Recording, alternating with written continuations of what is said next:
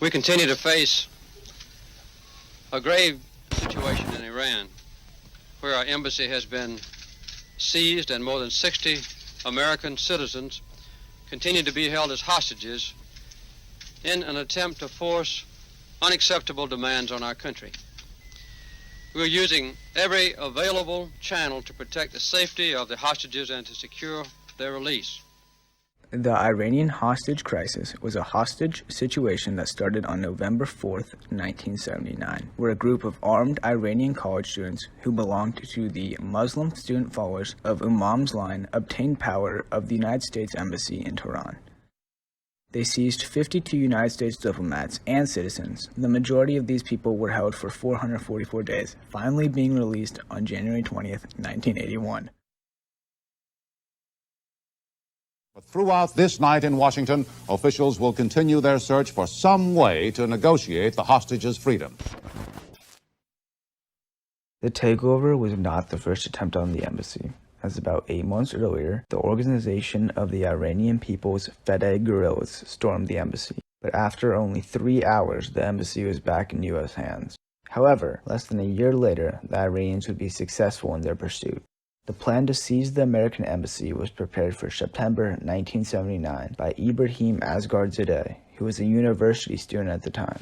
Ibrahim had discussed with the leaders of some of Tehran's main university heads on the best entry plan. On November 4th, 1979, at 6:30 a.m., ringleaders of the Muslim student followers of Imam's line brought together about 400 selected students and informed them of the plot. The Iranians wanted to make a symbolic, forceful acquisition to the embassy, where after they took over, they would create proclamations to the media and would quit when the government force came to reconstruct law and order. But after the political and religious leader Ruhollah Khomeini supported the takeover by stating in a speech that said the takeover was a second revolution, more glorious than the first, the circumstances quickly escalated into a hostage situation we know today.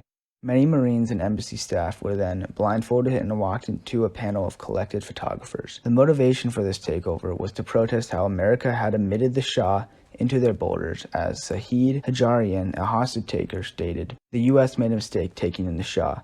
People in Iran were very sensitive to this issue. If they had not admitted him, nothing would have happened."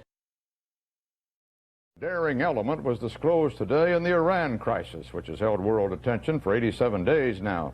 4 American diplomats and wives of 2 of them were spirited out of Iran over the weekend by Canadian embassy officials.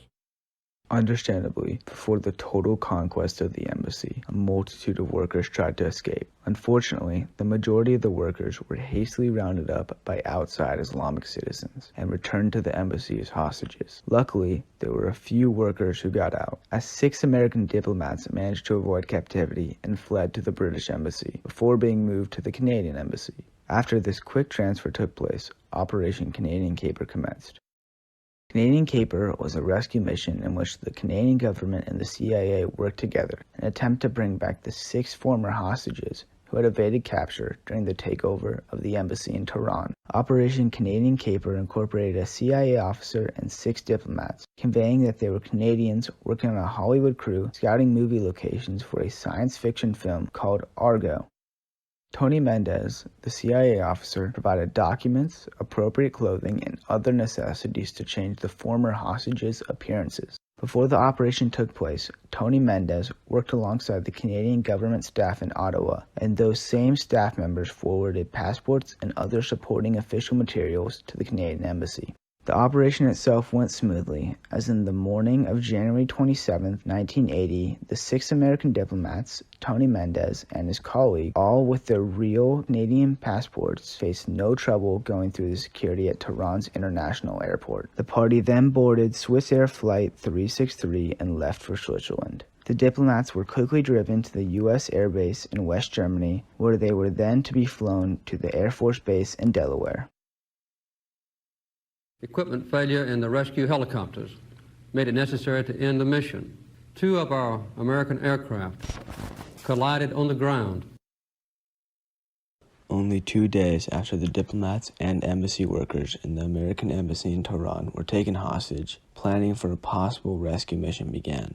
And after months of continued possession of these hostages, it became clear that the only way to get these captives back in American hands was to commence an extraction operation. This is when Operation Eagle Claw started. Operation Eagle Claw was a joint operation between all three branches of the United States military, with the goal of rescuing the 52 Americans being held hostage in the American embassy in Tehran.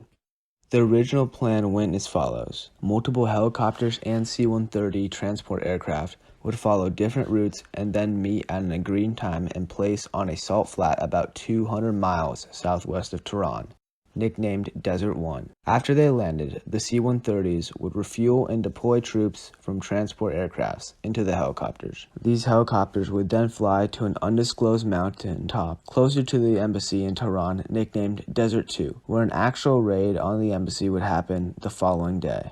Unfortunately, the majority of this plan didn't pan out in the way the US government had hoped. For a start, when the first crews landed in Desert 1, they met a bus of 44 Iranian citizens and an Iranian fuel tanker truck with more than 2 Iranian citizens. The bus was forced to a halt by the Army Rangers, but the tanker ignored their orders to stop, and the Ranger roadblock team, using a shoulder-fired rocket, blew the tanker up. The driver was able to escape, but the passenger was killed in the altercation. This was only the first wrench in the works, as more lives would be lost that fateful night. After a sensor indicated a cracked rotator blade, one of the helicopters, nicknamed Bluebeard 6, made an emergency landing in the desert. Its crew were then picked up by another helicopter, named Bluebeard 8. With what can only be described as dreadful luck, the remaining helicopters ran into an unexpected, intense dust storm, blinding the aircrafts. Flying without visual references proved impossible, and this caused the majority of the remaining helicopters to be 50 to 90 minutes behind schedule. After this took place, they were only left with 5 fully serviceable helicopters remaining to transport the equipment and men to Desert 2. This caused a recommendation for the mission to be aborted, to be passed on by satellite radio up to the president. And the president abort confirmation was received after 2.5 hours of waiting on the ground. This waiting had unintended consequence, as the extra 90 minutes waiting for the abort confirmation had made fuel critical for one of the EC-130s. This meant that this EC-130, named Republic 4, had to leave immediately for it to be possible to make it to the refueling ship without running out of fuel. For this task to be accomplished, 2 helicopters, referred to as Bluebeard 3 and 4 respectively, needed to take off so that Republic 4 can turn around and depart Desert 1.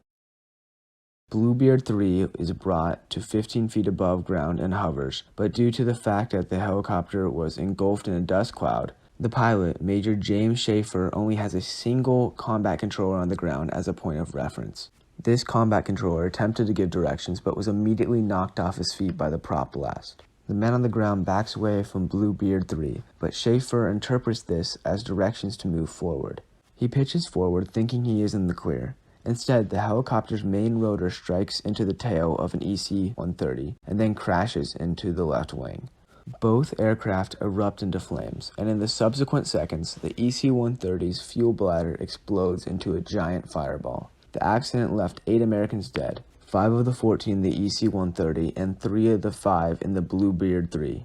The remaining military personnel evacuate into the leftover EC-130s after letting the Iranian bus passengers go. Operation Eagle Claw was remembered as a catastrophe, and a front-running reason that President Jimmy Carter lost in the 1980 election.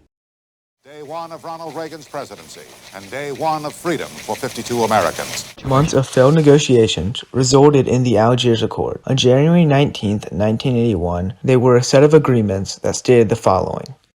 Iran had to immediately free the 52 hostages. The United States had to unfreeze the $7.9 billion of Iranian assets and grant immunity from all lawsuits, as well as a pledge from the U.S. that, quote, "It is and from now on will be the policy of the United States not to intervene, directly or indirectly, politically or militarily, in Iran's internal affairs."